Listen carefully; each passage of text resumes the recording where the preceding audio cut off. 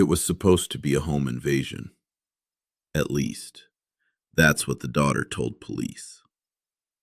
November 8th, 2010, Markham, Ontario. A quiet suburb where nothing violent ever seemed to happen. A 24-year-old woman calls 911. Her voice trembles. She whispers that men broke into the house. She says they tied her up. She says her parents have been shot. Upstairs, everything looks normal. Family photos, academic awards, a piano against the wall. The image of success. Downstairs, paramedics find something else. Her mother is dead. Her father barely alive. And the daughter? Unharmed. At first, detectives believe it's a robbery gone wrong. But then the details begin to unravel. No forced entry, valuables left behind, and a survivor who doesn't behave like a victim. Then the father wakes from a coma. He doesn't ask what happened. He tells police something chilling. His daughter was talking to them. Not pleading, not begging, talking like she knew them. What investigators would uncover next wasn't a burglary. It was a life built on lies. Fake grades, fake university, fake future, and a plan not made in anger, but in quiet calculation. Tonight on Unsaid Case Files, the story of a daughter who didn't run away from her life. She tried to rewrite it. Jennifer Pan was born in 1986 to immigrant parents who believed in one simple rule: sacrifice now, succeed later. Her mother and father had fled Vietnam and rebuilt their lives in Canada from nothing. Factory jobs, long hours, careful saving. Everything they did had a purpose: to give their children the opportunities they never had. By the early 2000s, they achieved it. A large home in a quiet neighborhood, stability, security, a future. And to them, success had a very specific path: good grades, university, professional career, no distractions. Jennifer's life was scheduled almost entirely by her parents. School during the day, music lessons after, figure skating practice most evenings. Friends were limited. Parties were forbidden. Dating was out of the question. To outsiders, it looked like discipline. To Jennifer, it felt like surveillance. But the pressure wasn't the real problem. The problem was she couldn't meet it. Her grades were average, far from the perfection her parents believed she had. And when university acceptance depended on her performance, she failed a critical math course. Her admission was revoked. That moment could have been a confession. Instead, it became the beginning of a double life. Jennifer told her parents she was still going to university, and from that day forward, every morning she left home pretending to attend classes she wasn't enrolled in. She spent her days in libraries, cafes, and part-time jobs. Then came home with stories, homework, and fake success. One lie became 10. 10 became hundreds. And each day the truth became harder to survive. Because the longer she pretended to be perfect, the more she believed she could never be anything else. Maintaining a lie for a day is easy. Maintaining one for years requires planning. Jennifer didn't just pretend to attend university. She built an entire world around it. She bought used textbooks, filled notebooks with copied information, invented assignments and exams. She even told her parents she had earned scholarships. Every conversation at the dinner table reinforced the illusion. Grades discussed, classes described, a future career slowly taking shape. But there was another secret life hidden inside the first. A boyfriend. Daniel Wong. He represented everything her parents had forbidden. Freedom, independence, and a life outside their expectations. So she hid him too. Late-night calls, secret meetings, carefully constructed excuses. For years, Jennifer balanced two identities, the obedient daughter at home and a normal young adult everywhere else. The illusion finally cracked when her parents grew suspicious.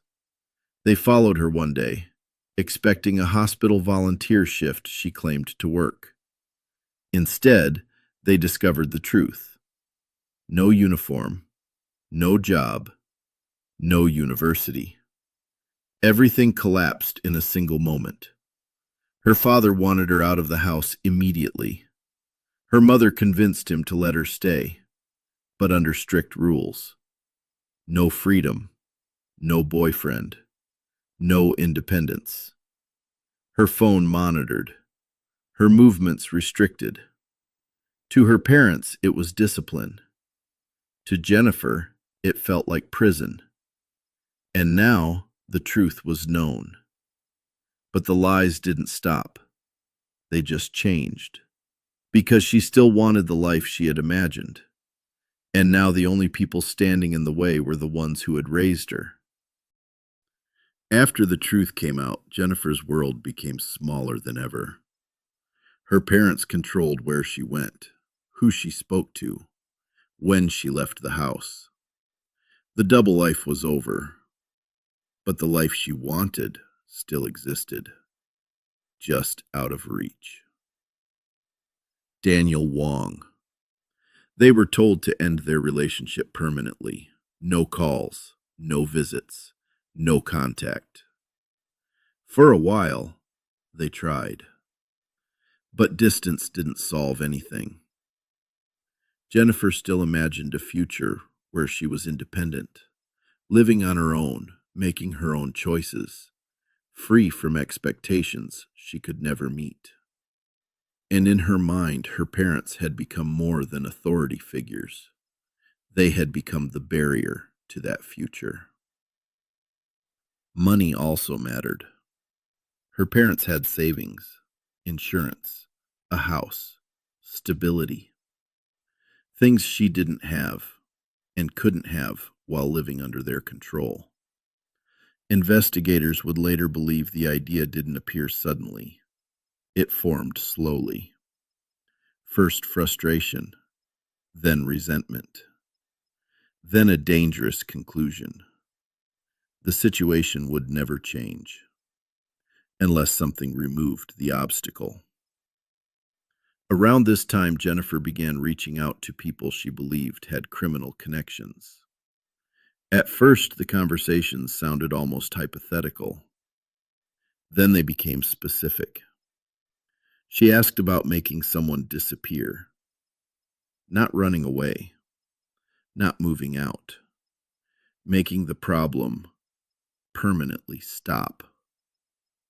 The plan emphasized one thing. It had to look like a robbery. No suspicion, no connection to her. Just a random act of violence in a safe neighborhood.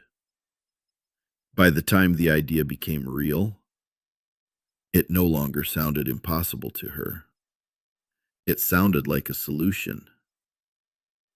Turning anger into action takes a step most people never cross. Jennifer crossed it quietly. Through acquaintances connected to her boyfriend, she was introduced to people willing to commit crimes for money.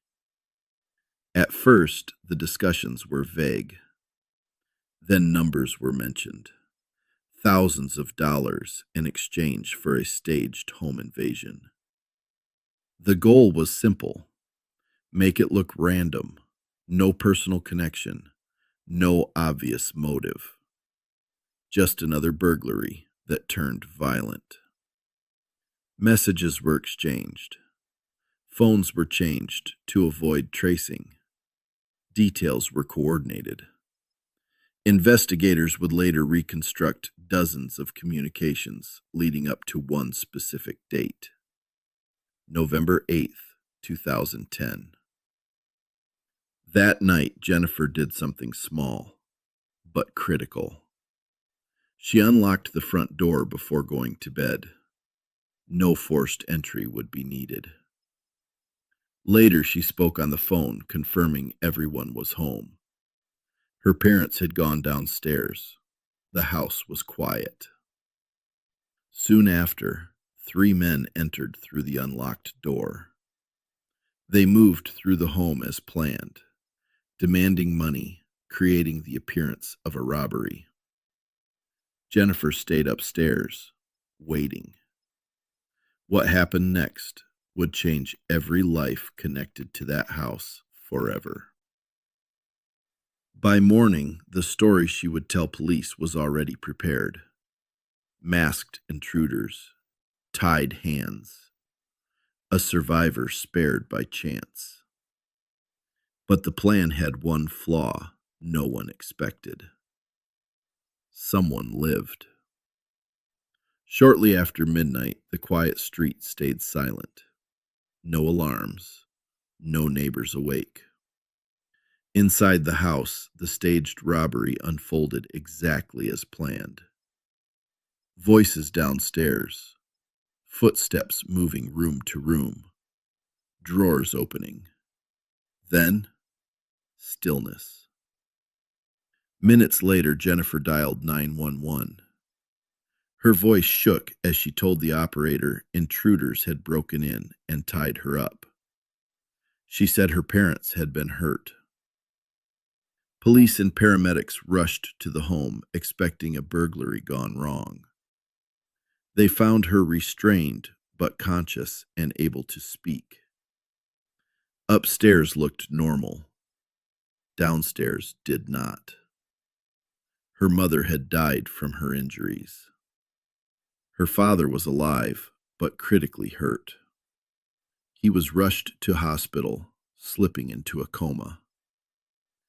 To investigators, the scene felt unusual, but not impossible. Violent robberies happen. At first, they treated Jennifer as a traumatized survivor. She repeated the same story: masked men, money demanded. She was spared. And for a short time, everyone believed her. But cases don't break on what's obvious. They break on what doesn't fit. And slowly, detectives began noticing details that didn't match a random crime. The door wasn't forced open. Valuables remained untouched. And the only person unharmed was the one person who should have been in the most danger. At first, Jennifer Pan was treated as a victim. Detectives spoke gently. They allowed breaks. They reassured her she was safe. But investigators are trained to notice patterns. And this scene had too many contradictions. There were no signs of forced entry. Expensive items remained in plain sight. And despite multiple people moving through the home, nothing connected the attackers to any known robbery crew. Then came the biggest inconsistency. Jennifer described being tied tightly to a banister, yet she had managed to reach a phone and call for help. Possible, but unlikely. Still, police needed more than doubt. They needed evidence. Days later, her father woke up in the hospital. He had survived injuries that should have taken his life, but his memory remained. Detectives asked what he remembered about the attackers. He didn't describe their faces. He didn't describe weapons. He described his daughter. He told investigators he saw Jennifer speaking to one of the intruders, not pleading, not screaming, speaking calmly, like they knew each other. In that moment, the case changed direction. The only eyewitness inside the house had just placed the victim and the suspects together before the crime ended. Now detectives weren't just investigating a home invasion. They were investigating the possibility that the call for help came from the person who arranged it. Detectives brought Jennifer back in for another interview, then another. Each time they asked the same questions in different ways, and each time small details changed. The timeline shifted, descriptions varied, memories became uncertain. To investigators, this wasn't trauma. It was pressure cracking a story. By the third interview, they changed tactics. Instead of confronting her with accusations, they spoke calmly, confidently, as if they already knew the truth. They told her evidence placed her in contact with the attackers. They suggested technology had tracked movements inside the house. Some of it was real, some of it wasn't, but legally they were allowed to use psychological strategy. Hours passed. Jennifer grew quiet. Then she asked a question. What happens if someone planned something, but didn't mean for it to go that far? The story began to unravel. She admitted she had arranged the break-in, but she claimed the plan was different. She said she intended to be the one who died, not her parents. Investigators didn't believe it. Phone records, messages, and coordination showed planning focused on the household, not self-harm. Soon after, she was arrested, not as a witness, not as a survivor, but as the person who set the entire crime in motion. And police now had a new task: finding the people she hired to carry it out. Once Jennifer was arrested, the investigation widened. Phone records became a roadmap. Dozens of messages in the hours before the attack. Burner phones. SIM cards swapped to avoid detection. The digital trail told a clear story: coordination. Police traced connections from Jennifer to Daniel Wong, from Wong to other associates. One by one, arrests followed.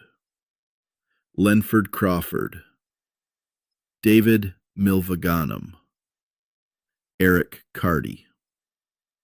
Some were accused of planning, others of entering the house. The alleged payment, thousands of dollars per target. Investigators believed the motive was financial freedom. If both parents died, inheritance money and life insurance could total hundreds of thousands of dollars. Enough to start over. Enough to build the life she imagined. But the plan had miscalculated one thing. Her father survived. And survival meant testimony. As charges were laid, first-degree murder and attempted murder, the case shocked Canada. Not because violence was unheard of, but because of who was accused. A 24-year-old daughter from a stable suburban home, No history of violence, no criminal record. Yet prosecutors argued this wasn't impulsive. It was deliberate, carefully discussed, carefully timed, carefully staged. And now, all of them would face trial together. The story of a random robbery had completely collapsed. What remained was something far more disturbing. A family tragedy planned from inside the home itself. The trial began in 2014 and lasted months. Prosecutors didn't rely on a single confession. They built a timeline. Messages sent hours before the attack, phone locations placing everyone in position, and the unlocked front door, proof the intruders were expected. But the most powerful testimony came from inside the family. Jennifer's father took the stand. Still living with permanent injuries, he told the court what he remembered that night, seeing his daughter interacting calmly with one of the men inside the house. It contradicted everything she had told police. Her defense argued something different. They suggested she never intended for her parents to be killed, that events spiraled beyond what she imagined. But the evidence showed preparation, coordination, and payment. This wasn't a moment. It was a plan. After deliberation, the jury returned its decision. Guilty. Jennifer Pan, along with her co-conspirators, was convicted of murder and attempted murder. She was sentenced to life in prison with no chance of parole for 25 years. For the court, the motive didn't need to be rage or hatred. Control and the removal of an obstacle was enough. But even after the verdict, the case didn't fully end. Years later, appeals would question legal instructions given to the jury, keeping parts of the case alive in the courts. Yet one fact never changed. The attack had been arranged from inside the home. After the trial, the house in Markham became quiet again. But nothing about the story faded. Jennifer Pan was sent to prison to serve a life sentence. Her father, the only surviving witness, chose to cut off all contact with her permanently. For him, the loss wasn't just physical. It was the realization that the person he had spent his life protecting had planned his death. Years later, appeals challenged parts of the conviction, arguing the jury hadn't been allowed to consider lesser charges. Courts agreed to review the murder conviction. But the attempted murder conviction remained, meaning she would still spend decades behind bars.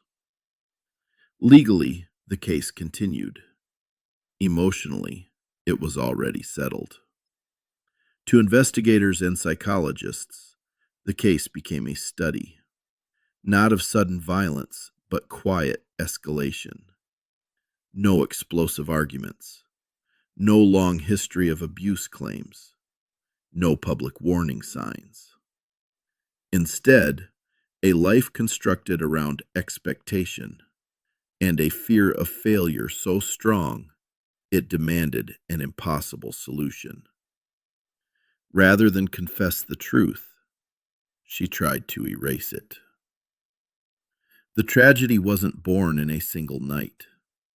It was built over years of pressure, deception, and the belief that consequences could be avoided if reality itself was removed. In the end, the perfect daughter never existed. Only the story she believed she had to maintain. And the cost of protecting that story became irreversible. Some crimes happen in anger. Others happen in silence. The Jennifer Pan case reminds us that not every tragedy begins with violence. Sometimes it begins with a lie that grows too big to survive the truth. If you enjoyed this episode of Unsaid Case Files, make sure to follow so you never miss a case. And if you want to help the show grow, like, share, and send this episode to someone who loves true crime as much as you do. I'm Johnny Black, and I'll see you in the next file.